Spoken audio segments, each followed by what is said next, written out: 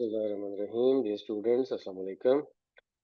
ये स्टूडेंट्स, आज आपसे जो डिस्कशन करनी है वो इन्वेडर्स के हवाले से है। इन्वेडर्स क्या हैं और इसका कॉन्सेप्ट क्या है और यहाँ इसको बात करने का हमारा मकसद क्या है, इसके बारे में कुछ बात करते हैं। असल में इन्वेडर का वर्ड इन्वेड से निकला है और इन्वेड का मतलब होता है हमला करने वाला, अटैक करने वाला, खामखा अटैक करने वाला। ठीक है, बाहर से आने वाला, बाहर से आके अटैक करने वाला इन्वेडर। ठीक है। अच्छा, जब हम राइटिंग कर रहे होते हैं ना तो हमें इस मामले का सामना करना पड़ता है कि कुछ वर्ड्स खामखा आके इंटरफेयर कर रहे होते हैं। कैसे भला? कि हमने जो बिगिनर राइटर्स हैं वो ये एक्सपीरियंस फील करते हैं कि जी गुड, बैड, नाइस, फाइन, इस टाइप के वर्ड्स हैं वो बार बार आ रहे होते हैं। मतलब अगर हम शुरू वाले जो बिगिनर राइटर्स हैं उनकी लैंग्वेज में देखें तो एक पैराग्राफ में 2-3 दफ़ा गुड का वर्ड यूज़ किया होता है, कई दफ़ा बैड होता है, कोई नए वर्ड ही नहीं मिलते। तो फिर बार-बार ये जो वर्ड्स अटैक करते हैं, गुड, बैड, नाइस, फाइन वगैरह-वगैरह, ग्रेट, तो इनको इन्वेडर्स कहा जाता है। और ये कोई बहुत समझ लें कि वर्ल्ड वाइड टर्म नहीं है इन्वेडर। ये हमारी अपनी ही कॉइन की गई टर्म है, क्योंकि ये अटैक करते हैं वर्ड्स, तो इसलिए फिर हमें इनसे जान छुड़ानी होती है। हर दफ़ा बार-बार गुड का वर्ड या बैड या नाइस या फाइन वगैरह यूज करने से बेहतर है कि हम नए वर्ड्स यूज करें जो सिचुएशन के मुताबिक बहुत अच्छे हैं। क्योंकि जाहिर है गुड का मतलब अगर गुड की एग्जांपल लेता हूँ तो गुड में बहुत सारा मीनिंग है। गुड जिस वर्ड के साथ मिलता है उसका अपना मीनिंग दे देता है। मतलब गुड हेल्थ में गुड का और मीनिंग है, गुड डॉक्टर में गुड का और मीनिंग है, गुड पर्सन में गुड का और मीनिंग है। ठीक है। तो गुड डॉक्टर में उसकी टेक्निकल स्किल्स के हवाले से बात की जा रही है। गुड पर्सन में उस बंदे के ओवरऑल इखलाक के हवाले से बात की जा रही है। गुड हेल्थ का मतलब ये है अच्छी सेहत, वो सेहत के हवाले से बात की जा रही है। ठीक है।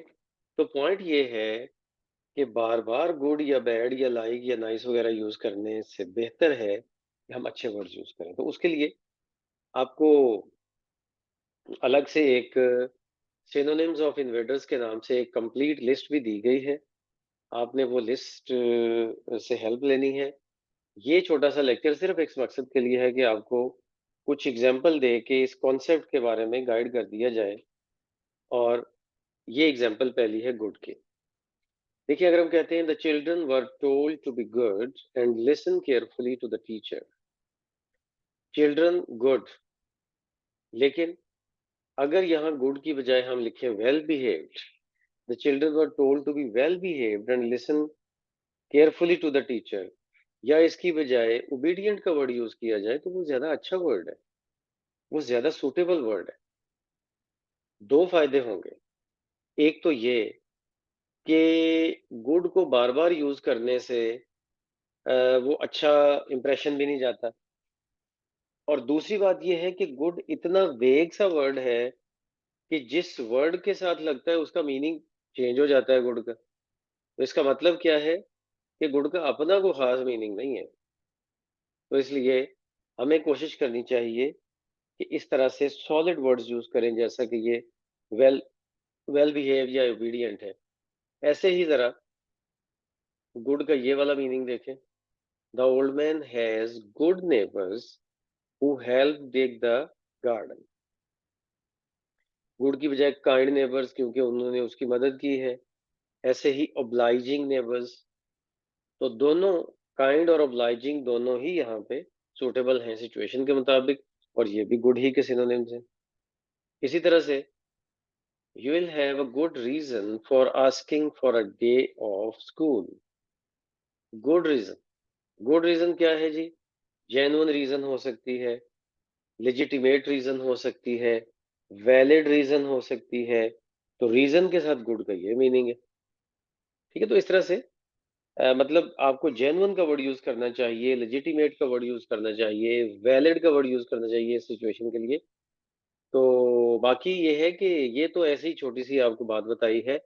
असल चीज़ है ये कि जो आपको लिस्ट प्रोवाइड की गई है उस लिस्ट को आप यूज़ करें अपनी राइटिंग में और उसकी एक्सरसाइज़ेज़ भी साथ आगे दी गई हैं, वो भी हम क्लास में ज़रूर उसको डिस्कस करेंगे। अच्छा, अब गुड की एक और एग्ज़ाम्पल देख लें। The weather was good at the weather was good all week. Weather good होना, तो ये द वेदर वाज़ प्लेज़ेंट, ठीक है? इसी तरह से वेदर एन्जॉयबल है, तो प्लेज़ेंट या एन्जॉयबल का वर्ड यूज़ किया जाना चाहिए इसके लिए क्योंकि वेदर के साथ वो ज़्यादा सूट करता है। सो इस तरह से आप एक और एग्जांपल गुड की देख रहे हैं और गुड के इस तरह के 20 डिफरेंट टाइप्स के जो यूजेस हैं उनके बारे में अलग-अलग सिनोनिम्स दिए गए हैं उस लिस्ट में। ऐसे ही एक एग्जांपल आप बैड की देख लें कि the old houses are in bad condition. Bad condition का मतलब क्या होगा कि वो डिफेक्टिव कंडीशन में है या सब स्टैंडर्ड कंडीशन में है या डाइलैपिडेटेड कंडीशन में है, ठीक है? वो ब्रोकन डाउन कंडीशन में है। इस तरह करके जो वर्ड्स आप सिचुएशन के मुताबिक यूज़ करेंगे, वो ज़्यादा बेहतर होगा। बैड पर्सन है, बैड पर्सन अगर लिखा जाए, तो आप इसका जो है वो पर्सन के लिए मतलब बैड का वर्ड जो यूज़ किया जाएगा, तो बैड पर्सन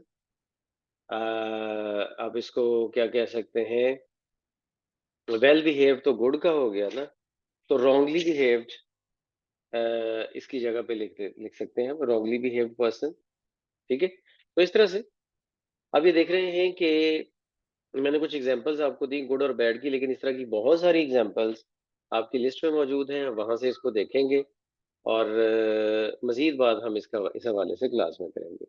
थैंक यू, अल्लाह हाफिज, see you in the next lecture.